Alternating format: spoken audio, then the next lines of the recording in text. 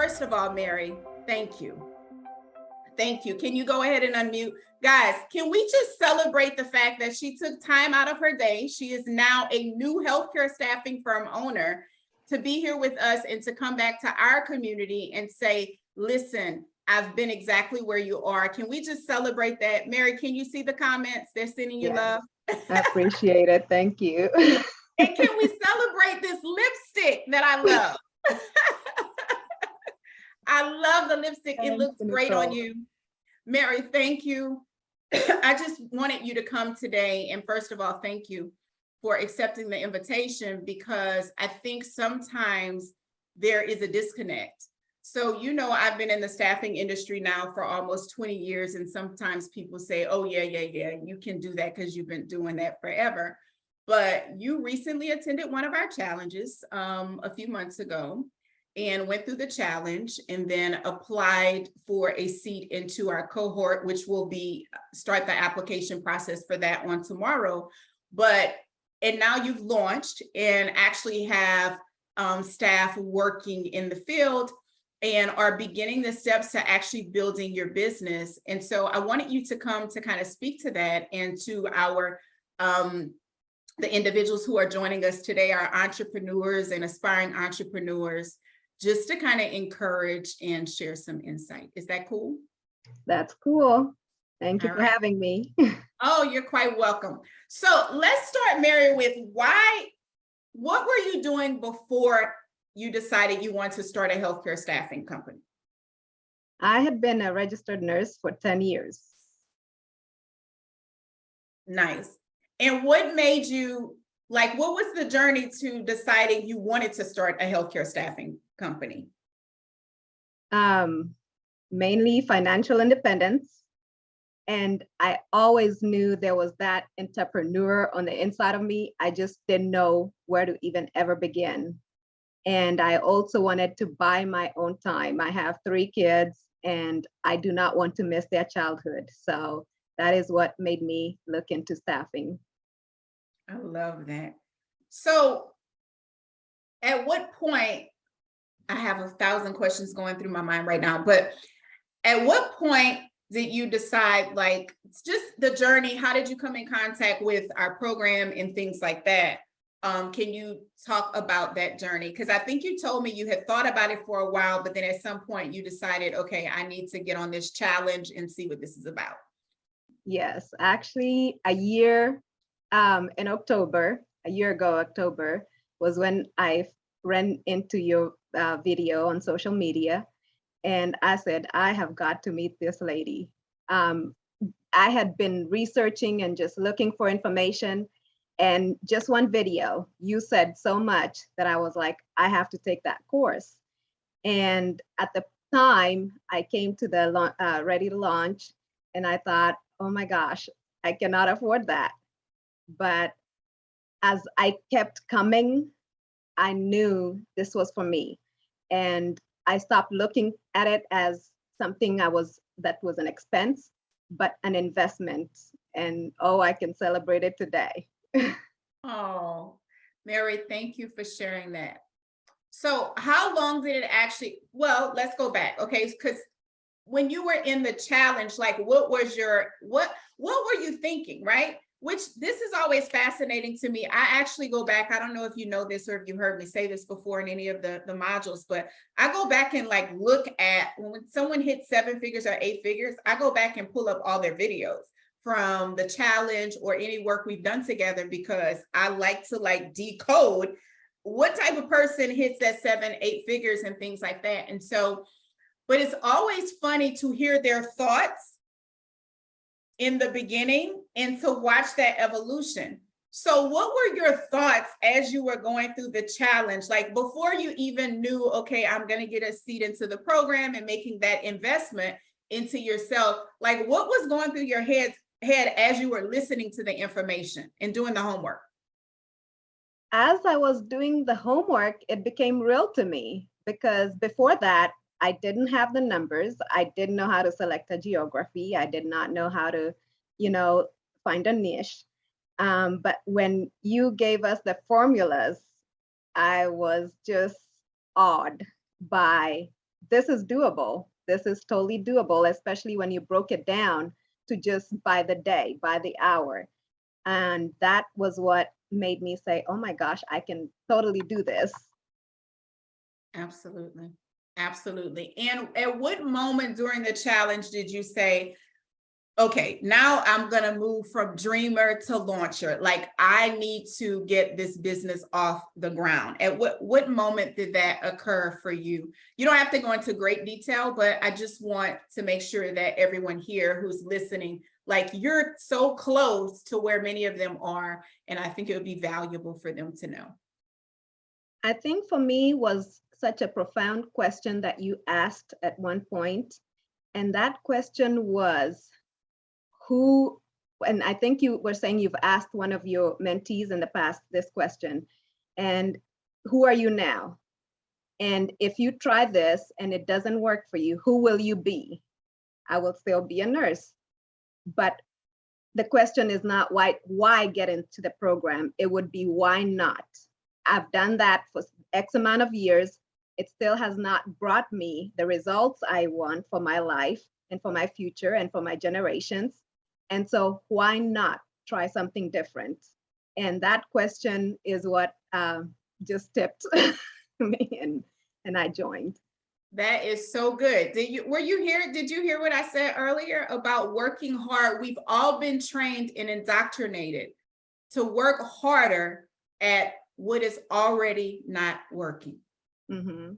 Mm-hmm. And so the fear, right? It's so funny when you put things in perspective. Well, Nicole, what if this doesn't work? What am I going to do? Do what you're doing now, right? Mm-hmm. You've been a nurse for 10 years. If it doesn't work, you can always be a nurse. But again, we're starting with the disempowering questions that don't set us up for success.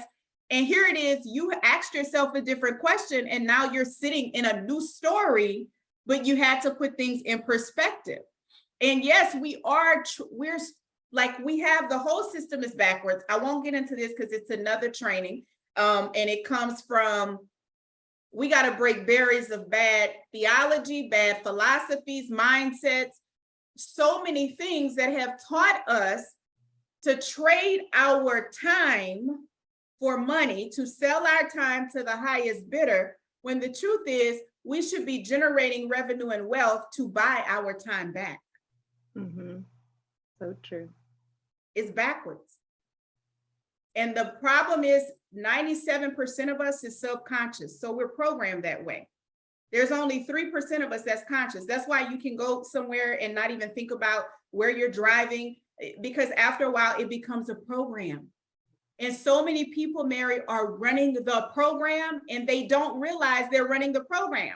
So the 3% of them that's logical is asking the questions and thinking about the 7 pieces of information that your subconscious, that your conscious mind can handle, while 97% of you is being controlled by a program that you don't know is running, that you've been trained for your entire life.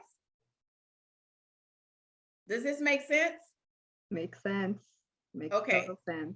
So who is your coach? Who walked with you through the program? Christine was my coach. Oh, awesome, awesome, awesome. Now, do you see why that is so necessary?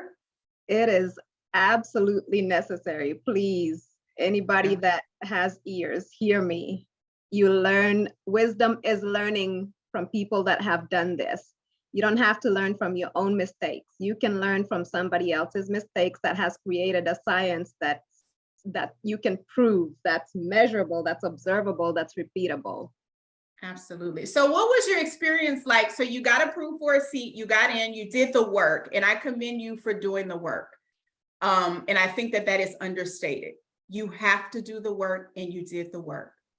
But Mary, what was it like once you got into the program and started putting things together? How long did it take? Like, I'm asking the questions I think they want to know, like, how long did it take you to launch? Like, can you talk about that experience? Well, I joined the program in August, believe it or not, of this year, not of last year. And the program ran through and I graduated on October 10th. And I started making calls right away. I just had to put in the work. And by the 19th, I had a signed contract, which had already gone, through some negotiation. And that same day, they were sending me their needs. Well, I was prepared. That weekend, I sent 2 people to work. This past weekend, I sent 5 people to work. And I'm filling this coming week's needs. And so, I've heard you say this before. It's better to be prepared and not have an opportunity. And that's how I felt. The opportunity came and I was prepared for it because I had taken this course. If I wasn't prepared, even if the opportunity showed up, I would not have had the tools. I wouldn't have known what to do. I wouldn't have been able to stand in front of a group of people and sell my brand. And so I am so thankful that I took the class. Can you say I was prepared again so the people in the back can hear it? I was prepared because I took the program of the best. Thank you for that. I want to say this because a lot of times, I'm an extremely confident woman and I say that up front and I let everybody know like this is what it is. But had you not experienced that confidence, and in my opinion, a lot of times that confidence is transferred, do you think you would have stood in that room in such as powerful way as you did without having exposure to that confidence and also knowing that you had science in your hand? Absolutely not. Because the day I showed up, and I did show up and announced, I expected to meet 1 person. There was 4 people in the room. Before I had that confidence from knowing that I had the information, I wouldn't have even had the words. I would have totally froze because I only anticipated to speak with 1 person and here's 4. What am I gonna say? But I knew exactly what to say because Nicole I had already practiced what she had been teaching. And so it just came out. It was natural. They couldn't even tell I didn't know what I was saying because all I had to say was what the teacher said. I can remember when I first got when I got one of my first contracts and I had went into this building and apparently they had a meeting, like when they saw me, like, I don't know if they weren't aware, guys, and I'm just gonna be real, right? I'm super whatever. I don't know if I was a woman, I was a young woman, I was a Black woman, but it was clear when I walked in the room that they were having a meeting about me and they were like, I think that's her. I think that's her. So something about my presence shocked them, okay? And so can you imagine having to get to present in front of an entire team of individuals, knowing and hearing some of their conversation as you're entering the room? And so this is when I realized that confidence sells, and confidence is the catalyst, because I had an opportunity to sink and I chose to swim.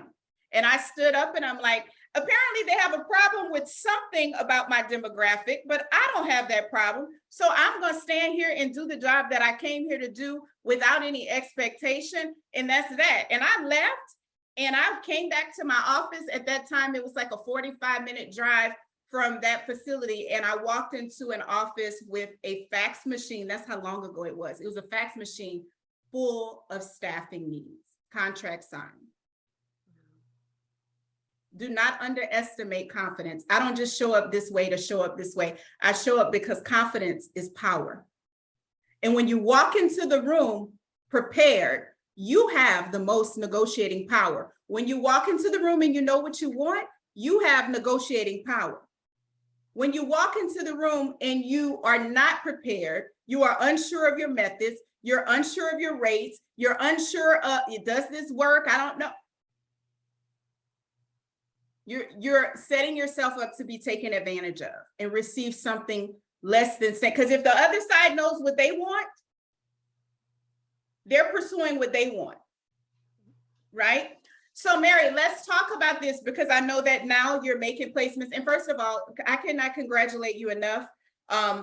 Everything just starts with, we start somewhere, right? So we talked earlier about building your shifts and things like that. And you just launched.